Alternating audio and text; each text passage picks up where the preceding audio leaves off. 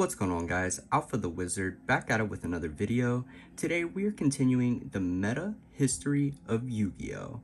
And now we are in 2008 Gladiator Beast format. This format was very short-lived as it only really lasted the summer of 2008, with Gladiator Beast winning Worlds after Dark Armor Return got nerfed a month before the national season, which is fine. However, a new deck emerged, and that deck is Lightsworn with the first wave of support in June of 2008. And this is 3 months before the release of Teledad, which warped the format once again. So without further ado, I'm just going to go ahead and dive into this Lightsworn deck in the midst of Gladiator Beast format. Now, keep in mind, Charge of the Light Brigade was not out yet, so the deck was built slightly different. Without further ado, let's just go ahead and hop right in. So to kick things off, we have the newly released Judgment Dragon.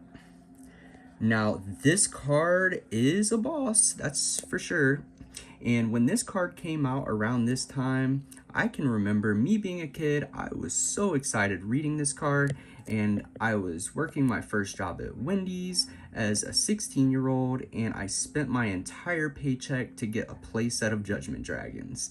Yes, this card was really expensive, and it was a secret rare when it first came out, making it even more expensive, because you know how old secret rares are. But yeah, so to continue the profile, you know, Judgment Dragon at 3 was indeed a staple. So next on the list, and mind you, this is basic Lightsworn. There's nothing really too special at this point in Yu-Gi-Oh! That we can add to the deck. So we got our Lightsworn cards. We got 3 Celestial. Celestial was really good at this time. Just being able to pop 2 cards was unheard of. We have 3 copies of Wolf. Wolf was really good. Being able to play double Foolish Burial, which immediately could just turn into a big body, or just simply milling these to be able to flood the field with monsters was really powerful. And then we have 2 copies of Garroth. Now, Garroth at this time was weird. We wanted to be able to normal summon at least a Lightsworn and in turn to mill 3. Garroth, that's the reason why we play 2, because this isn't one we could just normal summon and pass on without fear of, you know, we can't really get our engine started with this card, but Garroth is good nonetheless. And then we do have a singular copy of Jane. Now, Jane is technically the worst Lightsworn monster out of the bunch that we choose to play. However, Jane does get over, you know, some big bodies. It can get around Spy. Jane is still pretty necessary to play. Okay, and then we have the best Lightsworn, in my opinion, and that is 3 copies of Lila. Now, Lila is good at this time, mainly because Gladiator Beast is in the format. However, Lila is only going to get better as time progresses. But then we have a singular copy of Aaron. Aaron was decent at best. Just being able to spin a defense position monster back to the deck was really strong, especially against Gladiator Beast.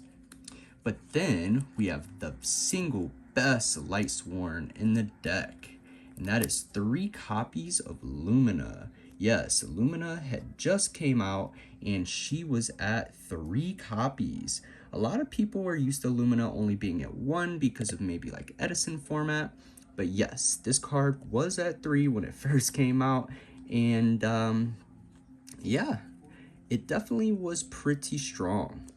Now, in my particular build, even though we don't have a whole lot of support with Lightsworn just yet, I opted to play 2 copies of Raikou. A lot of lists around this time were maxing out on Raikou. However, I don't like drawing 2 Raikous. It gets your engine started like really slow. So I was okay with 1 to 2 in the main deck. However, Raikou, you know, it was decent at this time because Gladiator Beast was tier 1. But yeah, I opted to play 2. But yeah, that's really it for all the Lightsworn monsters. Now, for the other cards that we need to play in this deck for it to be as strong as we need it to be, we have 3 copies of Honest. Now, Honest was really good at this time, especially considering Gladiator Beast was like the best deck. So with Honest being in the format, if they're attacking a Laquari at 2100 into your Lumina, you could just Honest and damage step. And that's also going to be removing the Laquari at the end of the battle, before end of the battle step, or battle phase. So this means they're not going to be able to tag that Laquari out. So yes, Lightsworn was almost like the perfect counter for Gladiator Beast. However, Gladiator Beast was still just a tier above Lightsworn. But in addition to Honest, this deck also opted to play 3 copies of Necrogardna. Now, you may be wondering, do we really need 3?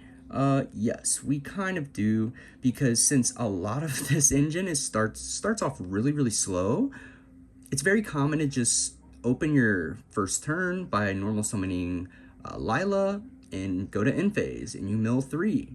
However, if you mill a Necrogardna, and having 3 is going to increase your odds on a very slow start like this, which is very common, you're going to be able to protect that Lila, and now they are in a predicament where do they want to set a back row or not?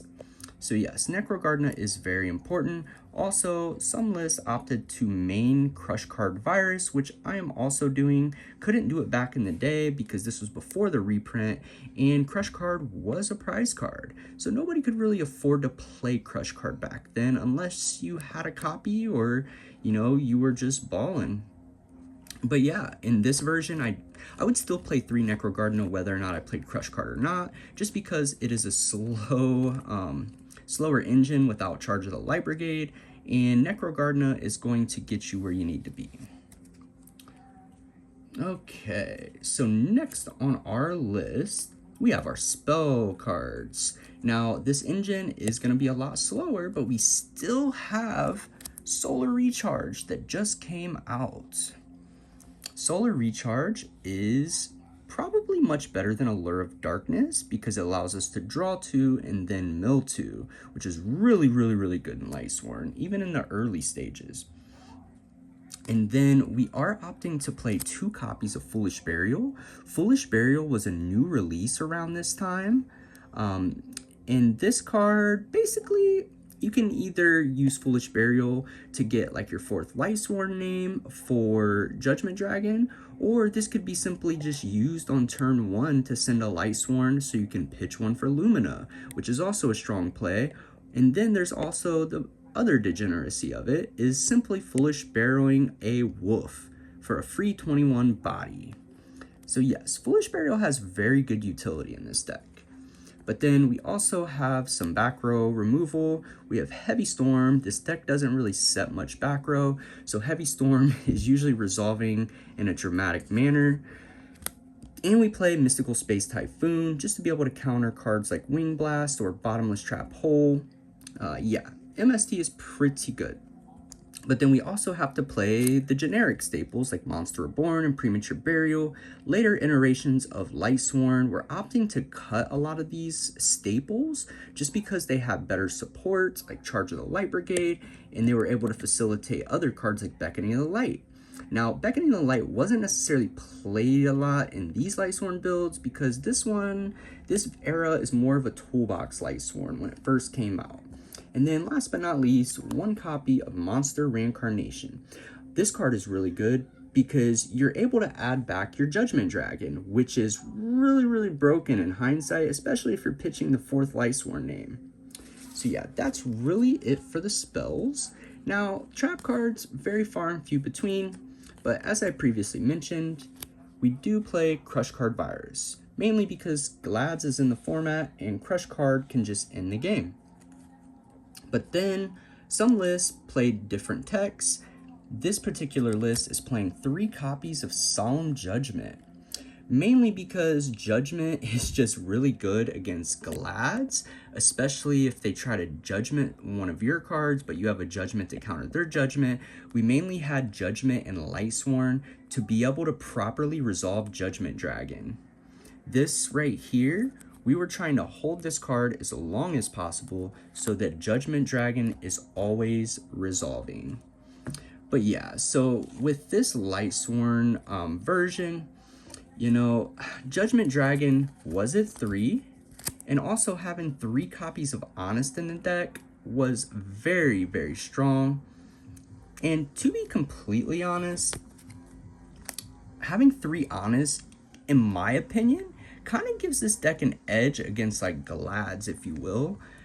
You might think it sounds crazy, but Honest is you're able to get over the Hippo guy, you're able to get over Laquari, and then of course we have our almighty Judgment Dragon. Now, Judgment Dragon is a card, and if you don't have a good counter to this card, it is just going to be a blowout, and Judgment Dragon just wins games. But yeah, thank you all for watching this profile. This is the early iterations of Lightsworn before Teledad. So make sure you drop a like, comment, subscribe down below, and I will be doing the evolution of Lightsworn as well as we progress through the meta history of Yu-Gi-Oh! Thank you for watching, and make sure you stay tuned for the next one.